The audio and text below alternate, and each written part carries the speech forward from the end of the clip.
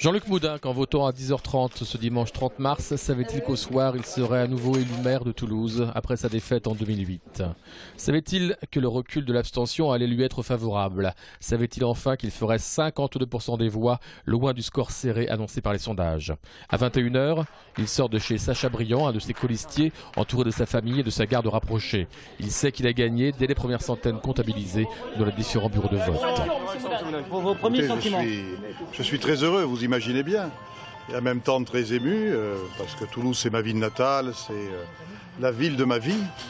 Et bon voilà, ce sont des années de travail avec beaucoup de ténacité, beaucoup de constance, le souci de fédérer. Et quand le travail paie, on est heureux. Je suis dans une mentalité, mes parents m'ont éduqué ainsi, comme quoi il faut travailler et que le travail paie un jour. Il semblerait qu'il est payé. Je n'hérite pas d'une charge. Je reçois du suffrage une mission et c'est autrement plus exaltant et en même temps ça oblige. Voilà, donc je vais me mettre au travail pour la ville avec l'équipe que j'ai constituée. Le mot revanche, je n'y ai jamais adhéré. C'est un mot négatif, comme quoi on aurait des comptes à régler. Moi, je n'ai pas du tout vécu ça comme ça. Et je pense que si justement j'ai pu bâtir ce chemin de reconquête, c'est parce que je n'ai pas été animé d'un esprit revanchard.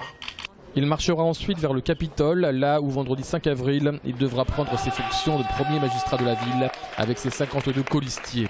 Pendant ce temps, Pierre Cohen, après avoir parlé à ses militants, sort de sa permanence rue de Metz.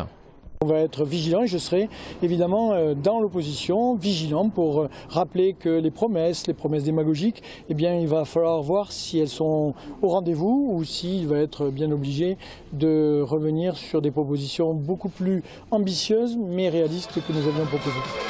Jean-Luc Moudenc arrive ensuite dans un bar bondé de militants, là où 6 ans plus tôt il avait accepté sa défaite.